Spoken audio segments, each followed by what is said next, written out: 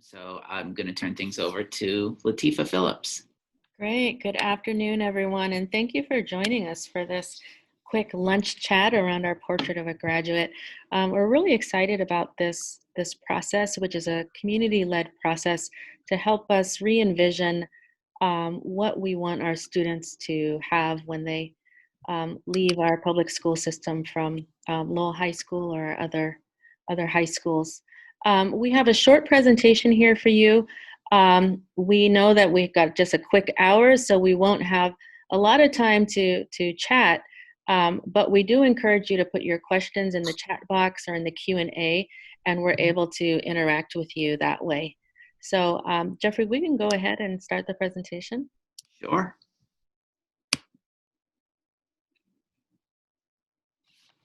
Let me bring us to the front page and go into present mode.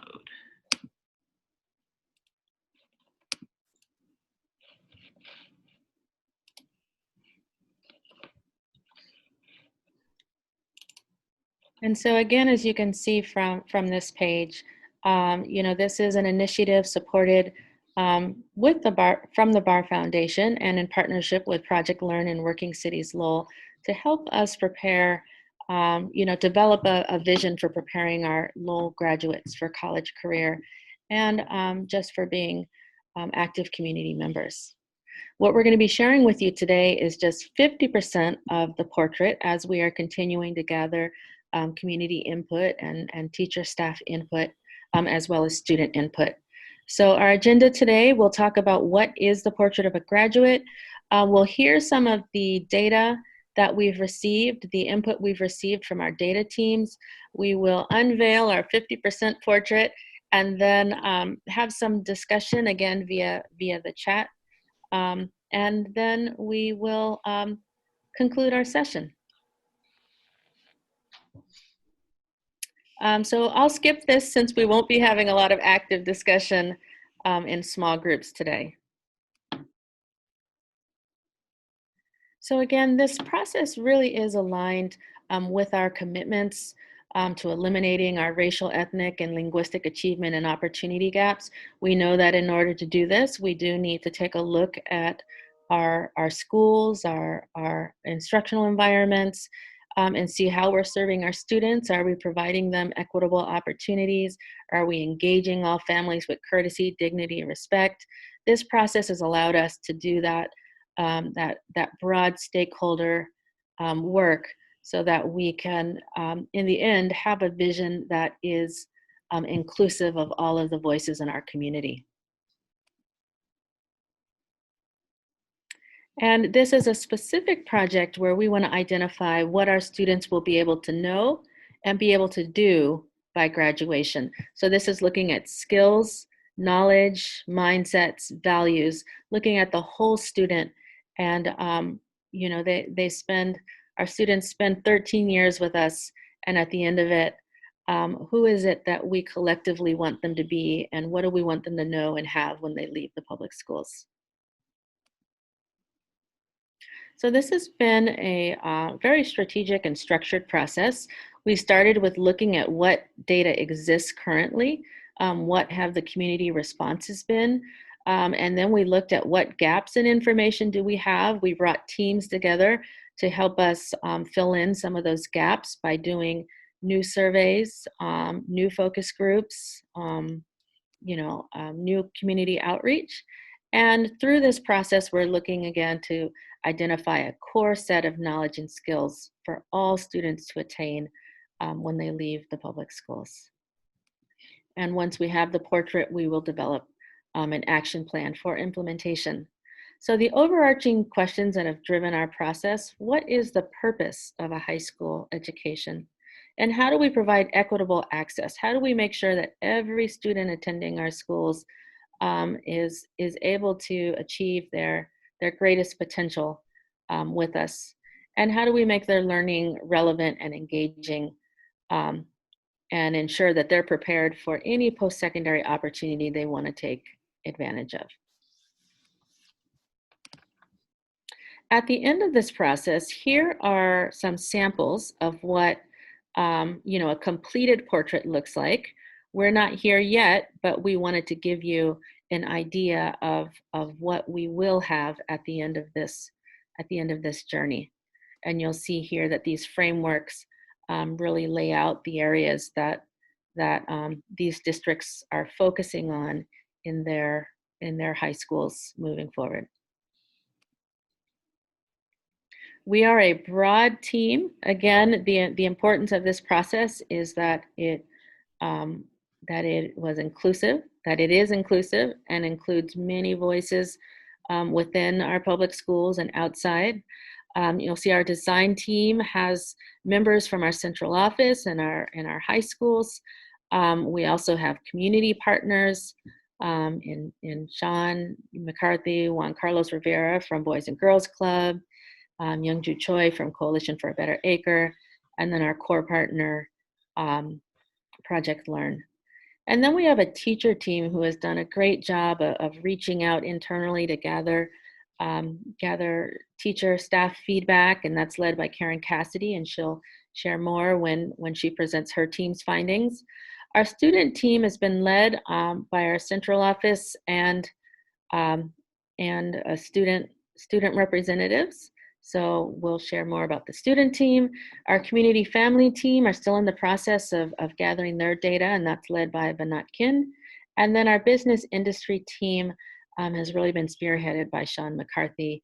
And now we're going to share, all of our teams are going to get a chance to share with you what they have, what they are hearing as the vision for our graduates. Again, to date, we have 186 Lowell High School teachers out of 230 provided input through a survey, through teacher chats they've been having. They also supported a student-wide lesson to help gather student input on what they hope to accomplish and achieve through their education. And over 1,700 Lowell Public School students have provided input through focus groups, through surveys, and through the reflection activity that was led by our teachers. And then over 150 business industry leaders have responded to surveys and focus groups. And then over 250 family and community members continue to be actively engaged in a critical participatory action research process, which Vinod Kin will tell us a little more about. So without further delay, I'm going to turn it over to Karen Cassidy to share with you what our teachers are seeing and hearing and their recommendation for our students. So, hi everyone. Thank you so much for taking the time to come and join us today. This work has been incredibly powerful for me as an employee at Lowell High School. I work in the College and Career Center. And, as Latifa referenced, the foundation of our portrait work is really about equity, access, and inclusion.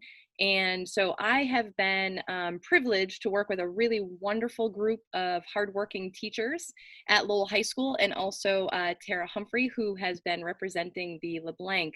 And together, we administered a number of different surveys, and we have come up with a number of different themes. It was very challenging to narrow it down to the ones that you see here. But essentially, we were responsible for disseminating a 10th grade student survey. We also launched a teacher survey, a family survey, and we also launched an alumni/former LHS student survey. So we wanted to hear not only from the alum who have graduated from Lowell High School, but we also wanted and really needed to hear from those students who may have transferred, who might have dropped out, who might have gone on to pursue their GED. And finally, our really awesome group of teachers created a school-wide student lesson plan for grades 9 through 12, including a modified lesson for our EL students and our special education students. And the whole idea was around capturing their hopes and dreams in written word. So again, we've done a lot of hard work. So as you can see from the screen here, our themes include perseverance, and that's really about identifying hard work and determination, Critical thinking is about being intellectual problem solvers. Cultural awareness was definitely a top priority for for what we were seeing across all of the different surveys that we collected in the student lesson plan. And it's about, being socially just and celebrating diversity. Community trust is really about the core of relationship building. And, at Lowell High School, we have identified that in order to build relationships, you really need to have trust with one another. And, in order for those relationships to flourish. And certainly equity was a top theme across all of the data that we reviewed. And it's about helping our students to become agents of change, and, preparing them to have a social justice mindset. So on the next slide, our team also worked on pulling together essentially like a mission statement. So the examples that Latifa showed you of the color graphic of what our design can look like when we're completed, we also want to make sure that we are giving voice to what does perseverance and critical thinking and these other themes really mean. So perseverance, we've identified that, our students, we need to teach them grit and hard work and determination as they are going through our public school system, and how can they tap into that. Critical thinking, we need to make sure that our students can, problem solve and become lifelong learners and think critically and voice their opinions. Cultural awareness is just, recognizing that it's, our curriculum should address, beyond an awareness, but it really should cultivate the knowledge and skills in the curriculum that fosters continuous cultural competence development, and that our students should be able to demonstrate how to enhance inclusion and respectful engagement. And then community trust, by instilling trust in every relationship we maintain, this is how we can build our relationships between students and staff, parents and families, and our community. And then equity, again, we want our students to see themselves as agents of change who are equipped with the skills and resources so that they can confront inequities and injustices when they see them.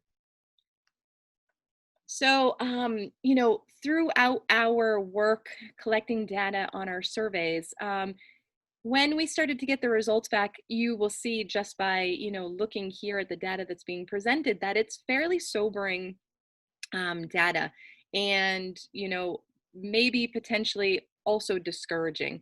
But I think that what, I really want to highlight to this group and to anyone, that we are encountering with regards to portrait of a graduate work, that POG is all about, bringing the community together to voice their concerns, to voice their opinions as we create a stronger vision for our graduates at Lowell High School. So for example, under our teacher survey, we, identified that cultural awareness, 54% of our teachers believe that we should support cultural awareness. And, it might be difficult to, understand, but with perseverance, 86% of our teachers are feeling that our students would be unlikely to try again after failing. So our job is really to help to change that mindset, so that our students, can be seen in a different light. Because as you can see under the student lesson, that our students are describing themselves as hardworking and as determined, and smart and intellectual, and also as kind and respectful. So, but they have identified that there are some barriers to their success around motivation, money, stress, and limited opportunities. In our family survey, I think it's important to recognize that under equity, a percentage of our respondents felt that their child is treated differently by adults in school, and maintaining the unique diversity of Lowell is of the utmost importance. And for our students who took our 10th grade student survey, we have a brand new, I think, appreciation for our students' experience in the classroom, because they are identifying that many of them are not feeling excited about attending class, and they're not talking about ideas outside of the classroom. But I also want to highlight another point on equity, that 63% of our African Americans felt they were not treated as fairly by adults at Lowell High School. So again, the way that we develop these surveys, this is the information that we were hoping to receive, to make sure that all of the voices in the community have been included. And certainly under our alumni and former student surveys, 74% did not feel that they were adequately prepared for the future. So that's certainly a priority moving forward with our portrait work. And 66% reported that they did not have the opportunity to learn about, discuss, or confront issues of race, ethnicity, and culture in our school. And again, another top priority for our data and our results. So I'm going to move into the student data on the next slide. And I had the opportunity to participate in our student focus groups. And we have amazing students at Lowell High School. I'm probably saying something that you already know. But if you don't know, I'm here to tell you that we have an amazing, really courageous group of students who participated in our focus groups this year. And although they're not here today, Jada, Maybelline, Uhud, Celia, and also Abraham Osorio, who is leading this team, found some really good data. So if we look at the next slide, essentially, beginning in the spring, we reached out to a number of students and engaged them in focus groups. And the really wonderful thing about these focus groups is that our student leaders, who have also committed themselves to a number of diversity initiatives at Lowell High School, were in charge of running these student focus groups. So it was really like a peer-to-peer conversation that evolved and helped our student respondents to feel comfortable sharing as the facilitators were sharing. And through that process, we were able to look back at responses and came up with some common themes, which you'll see on the next slide. So essentially, students, through all of the various things that they shared, it was identified that community engagement, communication, staff diversity, and skill building were of the top concerns that were brought forward for LHS and LPSD to consider as a part of the portrait work. And on the next slide, there were some very specific skills that the students had identified. And as you can see, there are these common themes, not only through the data that the teachers had the opportunity to review, but also it was echoed through the student focus groups that we participated in. So critical thinking, this was definitely a big theme for our students. And, essentially the idea is that you need to be able to discern who you should listen to, who you should ignore, and use common sense to make your own path and not get guided by others. And task-oriented skills were, definitely highlighted in terms of, time management, how to do emails, and, certainly how to not procrastinate when it comes to college, and finding resources to help students get through those applications. And communication and social skills, I think that, again, students are really looking for resources on how to improve their communication and social skills depending on the situation. Is it at home, in their neighborhoods? Are they looking for help speaking to teachers or how to send an email? Those are the things that came up in our focus groups. And finally, organization was another skill that was highlighted that students do need the help with. And I wanted to just say that stress management, especially during this time, of COVID and remote learning, our students are really taking on a lot, not only in their personal lives, but academically. And so they are looking for assistance on how to manage those challenges and how to reduce their stress. So when we kind of pulled all the data together, we generated a word cloud, and you can see here that there are a variety of mindsets and skills that came out. So a few of those we already talked about, but in addition to that, our students, highlighted cultural competency, which again, you saw from, the teacher data that was presented, networking, humility, inclusivity, You know, again, these are the things that our students are actually thinking about. You know, it's not just the adults sitting in a room saying, okay, well, we think that this is what the students should know. But no, the students are actually saying, we need this, and we know that we need this. So on the next slide, I just wanted to turn this over to Sean and the industry data team. So thank you. Thanks, Karen. Great job. Good afternoon, everyone. My name is Sean McCarthy. I'm the director of Working Cities Lowell. As you can see through so far, we connected with our stakeholders for Lowell Public Schools, so it's teachers, students. I'm not going to tell you about community, but I'm going to tell you about our industry outreach and engagement. We had a plan we created a survey.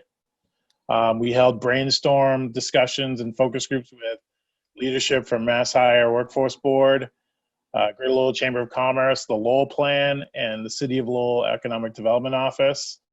And we also held when the weather was nicer and we could meet outside, we held a outdoor luncheon with industry leaders to dive deeper into kind of our early survey results.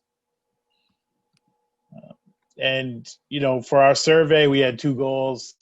We wanted to connect with high growth industries and high employment industries in Greater Lowell. Those are the majority of where our students are going to be employed, so we wanted to connect with them. And number two, we want to connect with representatives of those industries who are in different stages of their career, whether it be entry level, leadership, middle management, or just field operations.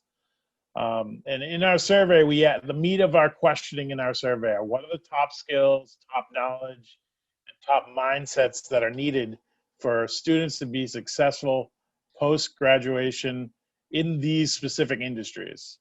So across the board, the top 3 skills were communications, empowerment of others, critical thinking, and then there's some other kind of high listed top skills there.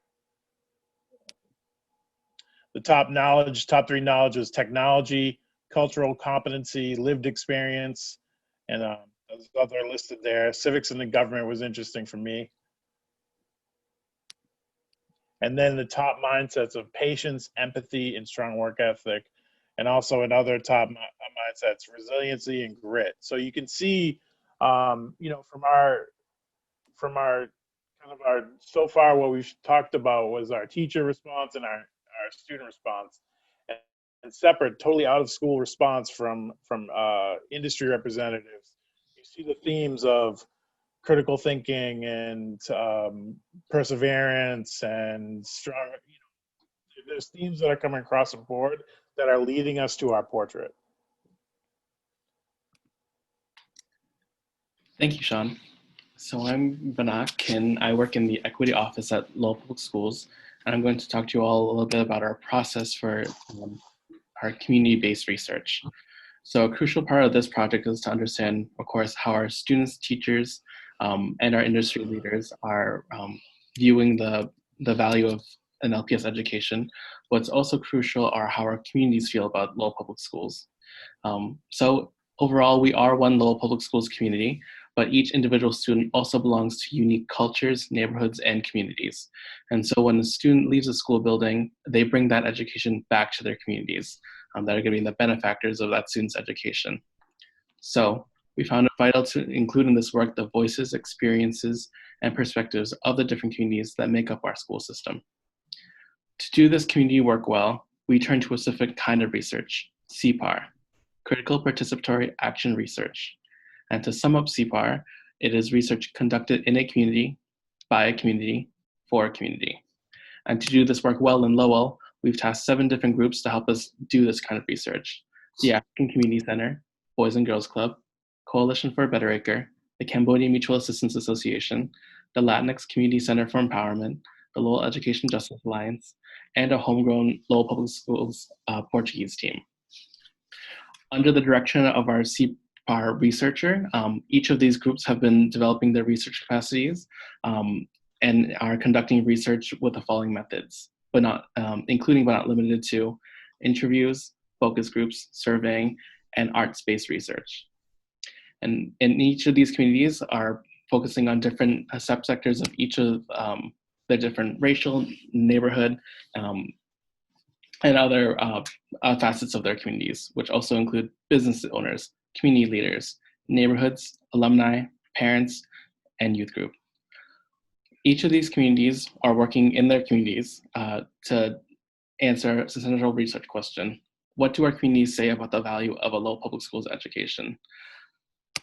In this research so far, we have different groups working on data collection as well as data analysis of what they've gathered so far, and we're really excited to share that research in the next coming weeks. The purpose of partnering with all of our different community organizations and teaching them how to use CPAR techniques is to build capacity in those organizations so that all of our communities have the opportunity to speak back to an institution of power like the public school system and really speak to what their communities value about the education system.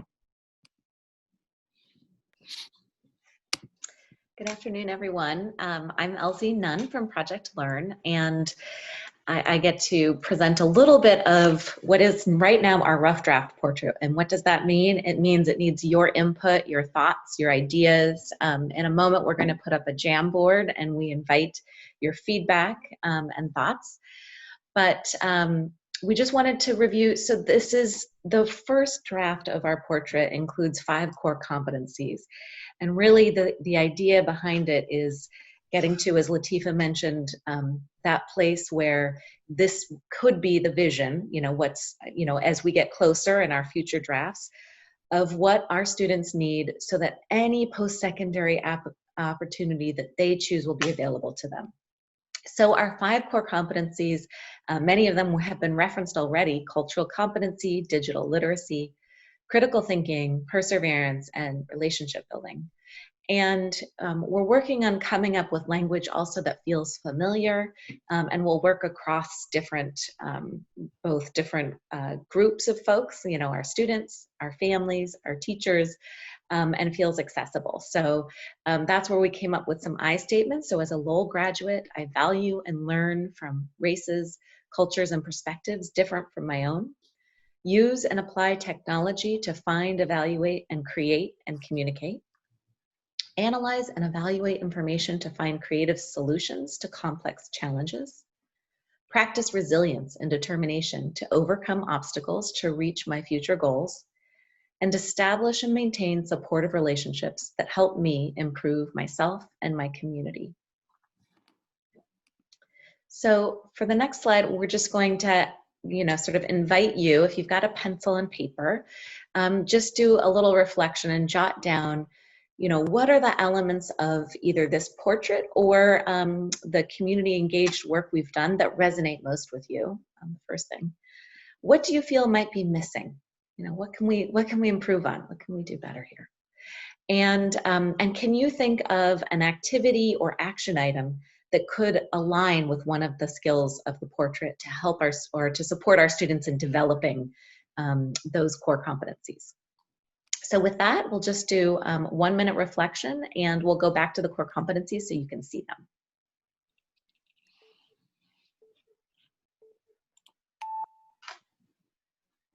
Jeffrey, do you want to scroll back? Thanks.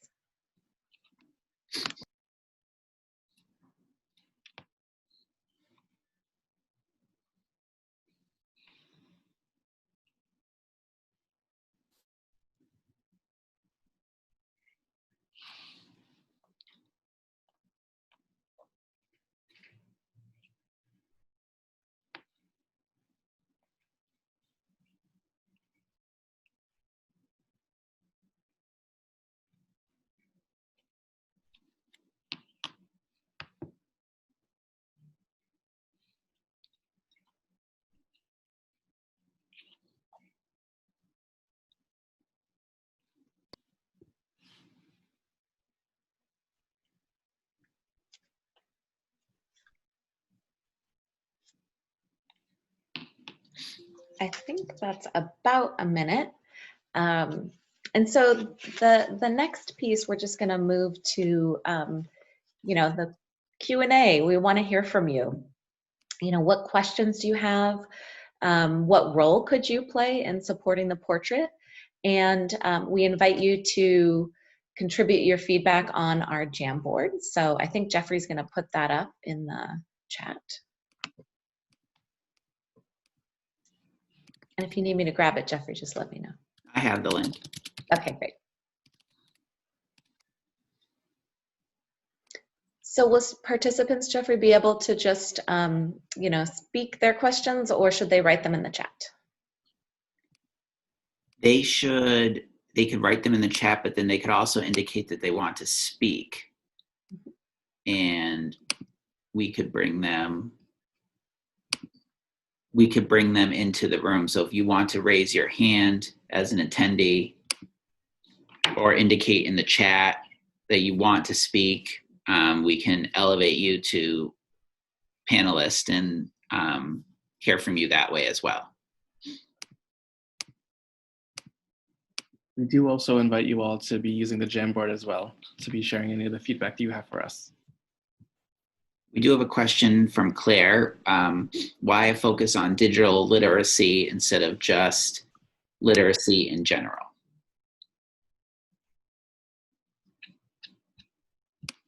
I'll take that one for starters. Claire, it's a great question. And this is one that has been, we came up with some of these terms after looking at all the data about a month or more ago. And I think in the interim, some of the thinking has migrated to think about a more general term, like, as you mentioned, literacy, communication, but just something that could give our students a sort of a broader array of skills to develop, and digital literacy could fit underneath that, but we appreciate the feedback. Yeah, that was a little bit too specific, possibly. And I would say that digital literacy incorporates literacy as well, but it's just also acknowledging that as we're moving into this 21st century, you know, what does, you know, what are new literacies that are emerging that our students need to know? And so I think that's where it was coming from. Was this coming from the students or the industry groups? Does anyone want to comment on who was hearing this feedback? Well, certainly, I don't mind speaking, Latifa. Throughout our student focus groups that we ran in the spring, our students certainly highlighted the need to understand how to use digital technologies and how to be literate when they are, you know, speaking with, you know, folks through email, how to craft professional emails, how to reach out to teachers, and you know, that came up multiple times in our focus groups. And then certainly, you know, because we started our focus groups before COVID, once COVID, you know, sent us home and we were doing these sessions remotely, our students, you know, there was an even greater need to understand this digital literacy and how to access it. And so, yeah, that came up multiple times. Mm-hmm. Yeah, and I would just add that onto that, when we had our discussion, we had our luncheon with industry folks. Technology was also a big part of that discussion, and you know, trying to break it down to find out to identify what term we should use if we're going to use just one term. That's been a process for us, and we're still in that process. So that's why we are asking for feedback. But technology was the top knowledge in the survey by far. So it's definitely coming from the industry side as well, but I think students and teachers have both, the student and teacher responses both showed that that type of thing is important. And we all know it is too.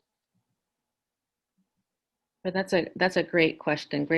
Thank you for raising that, Claire, so that as we build this out, we're able to, you know, include and explain, you know, traditional literacy and how that fits with this digital literacy, because it's definitely not either or. Any other questions? See, I believe we have one in the Q&A. All right, one of the core competencies is cultural diversity. However, it looked like in the data, only around 50% of the teachers saw it as something that was important. How do you bring the other teachers to the point of seeing it as something that is significant?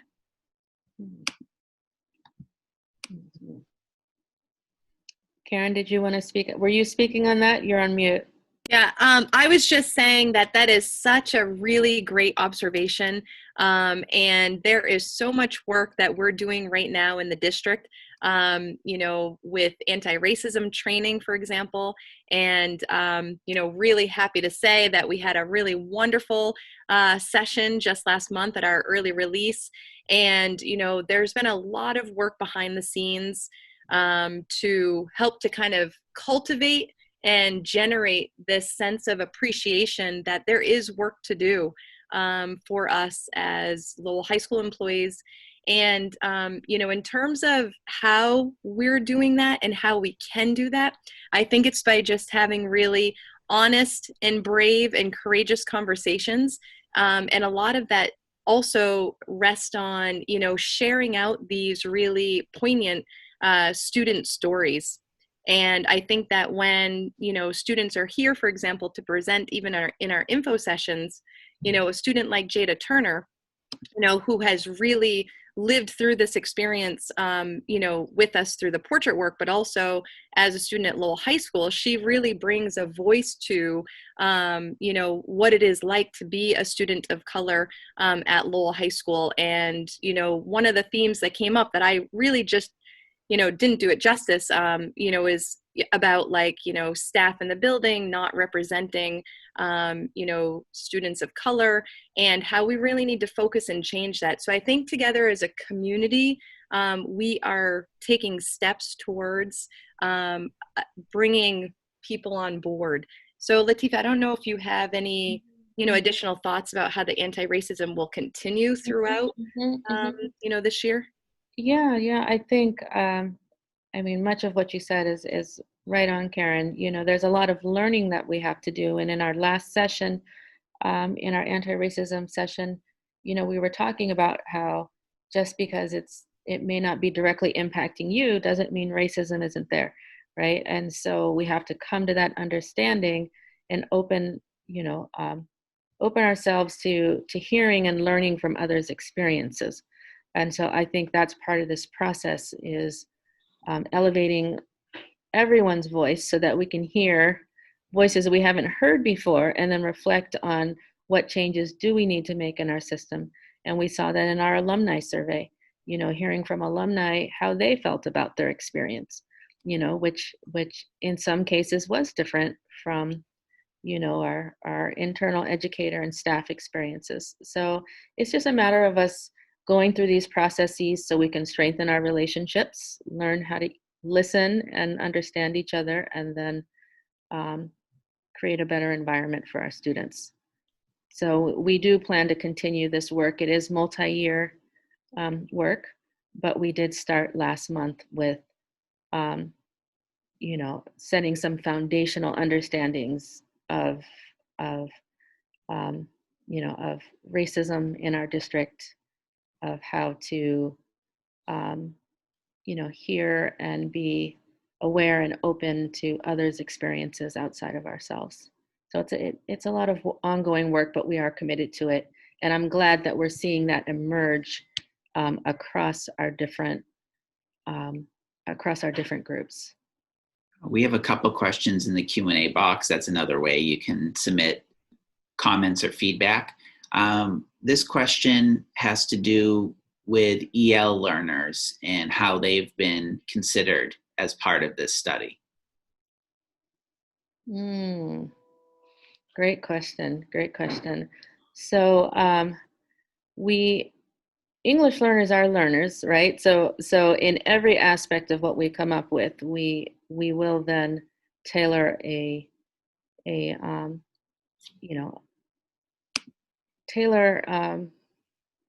each competency to how it's going to serve all of our groups. So even though we haven't kind of delineated that at this moment, that is something, with us being committed to equity, is looking at each group, each subgroup, and understanding how will they be better served within each of these areas that we select. So even though you may not at this moment see EL out there, that is something that in our implementation plans would be addressed. But I'm glad you raised that, because even as we're talking about the portrait, we do want to make sure that people understand that you know, at the core of our portrait is equity, and making sure that every student is able to access every opportunity that will move them forward. So when we talk about digital learning, and what does that mean, then the question is, what does that mean for English learners? And how do we help them to develop the digital learning tools so they can be successful? What does cultural competency mean for better serving English learners? So right now we're looking at what is our big picture, and then in our implementation plans, what does this look like for every group? How do we tailor this to meet the needs of different groups? Next question is, how are you going to make sure it is not going to only be a project and make it, make the portrait of a graduate happen? Mm-hmm. Well, part of that is working closely with the high school, not only with high school leadership, but with the teachers and staff. And Karen, you probably can speak more to this. It really has been important to us that our teachers, understand and support and are excited about this vision. And Karen, you and your team have been, doing the teacher chats and having these discussions. And that's part of it being successful, is that it not just being top down, right, but being inside, outside, up, down, all around. Right. So I think that, it is a valid point, and that's something that as a portrait team that we're thinking about all of the time, that this is not intended to be just a graphic visualization for our district. Not only is this portrait work aligned with the district's strategic plan, but this is going to help to shape new policies and practices and programming and curriculum moving forward. And we've been working really closely at Lowell High School with a really great group of teachers. And one of the things that kind of speaks to the EL question prior, and then also, about how we're going to implement this moving forward, that when our teachers were designing the lesson plan for our students, it originally started out as I think we can reach one grade of students. And our teachers said, with equity at the core of what we're doing, we really need to bring this lesson plan to all students in all grades. Now, that was a rather ambitious plan, particularly because we're remote learning during COVID, and there are a number of challenges that our teachers faced. But this team of teachers said, nope, we're going to reach all students in all grades. And then on top of that, we are going to create a modified plan for the entire EL department and our special education department, so that when the lesson is delivered, all of our students can participate in this hopes and dreams survey, which has, last I knew, we had probably over 2,000 responses as a part of the work that our teachers have been doing around the hopes and dreams. So again, the next steps for us as a portrait team is really to think about, how can we take these themes and incorporate them into our everyday learning and in our classrooms and in our school activity settings and programming. So that's really, what this portrait is going to be able to achieve moving forward. Mm-hmm. And our hope is that with it being community-led and input from community teams, that there's external accountability as well from families and communities saying, hey, we said we were going to do this, how's it going, right? How's the progress? And we also wrote it into our district goals and acknowledge the portrait of a graduate as important to our secondary school reform. Great question, though. They're all great questions. Do we have another one, Jeffrey? No, right now, so this would be a good last call for questions, either in our chat section, raise your hand, or put it in our Q&A feature. And I took a look at the Jamboard. It looks like there's one lonely sticky up there around strengthening relationships, which I think is right on. You know, we do recognize that we need to strengthen relationships between you know, our students and our adults, as well as you know, our families and our schools. So that is why that has risen to the top of as one of our themes.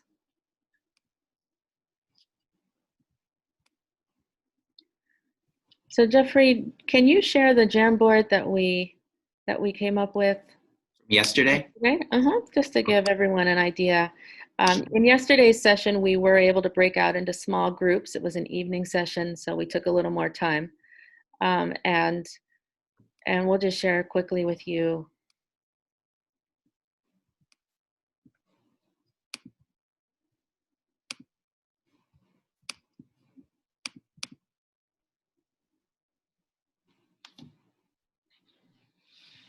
All right, so you'll see, again, relationship building, that big sticky in the middle, similar to our person who put it on the Jamboard today. And, you know, from this, it was showing us that the areas that we have highlighted are resonating. Our digital literacy, you know, there were questions around, you know, even elevating equity and access and inclusion even more, and you know, a desire to see that clearly spelled out, you know, in our final portrait. Can you go to the next one, Jeffrey? What's missing? So there was some mention of social emotional, wanting to see what role does that play in the portrait? Stress management, adaptability. So this was all good feedback for us. We know how critical social emotional learning is to students being in a good place to learn. And then, what does this look like? Let's see. You know, here there was discussion around internships, around giving students opportunities to gain real world skills while still in high school, and so building out our career support within schools. Latifa, we have one more question that we received. Will the middle schools be involved in this portrait work as well? Mm-hmm. So the initiative has been geared toward our high schools, but we recognize that many of these skills don't just become acquired in high school. So part of our work is looking at, you know, how do we backwards map? How do we support students even in elementary in preparing them to have these, you know, skills that they further develop in high school. So right now, no middle school students have not been involved in the process, but it is something on our mind. But we are starting with the high school with the intention of this trickling down to other grades and levels.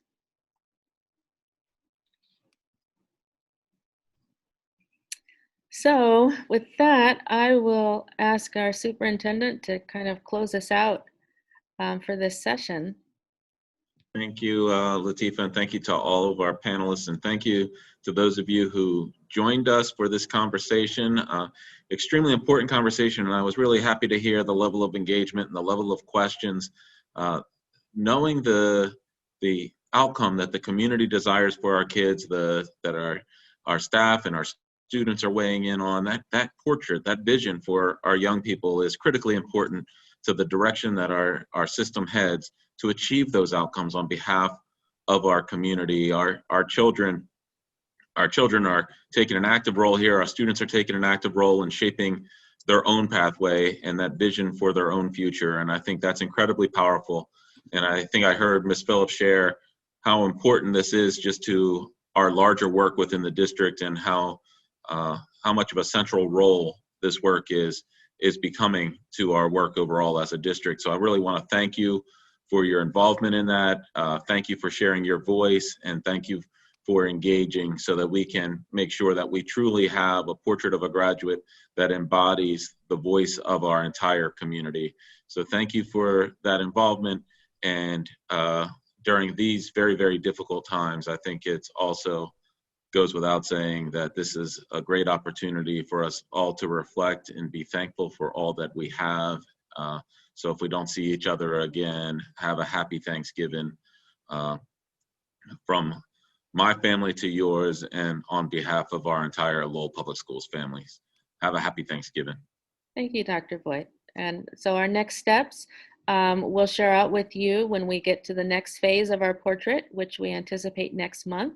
We're awaiting input from our community groups, and we'll present you with a near finished portrait. So we hope you'll come back when we advertise the next round of community input sessions, and thank you again for your time today. Bye, everyone. Thank you all. Take care. Be well. Stay safe. Hi, thank you for being here. To everyone.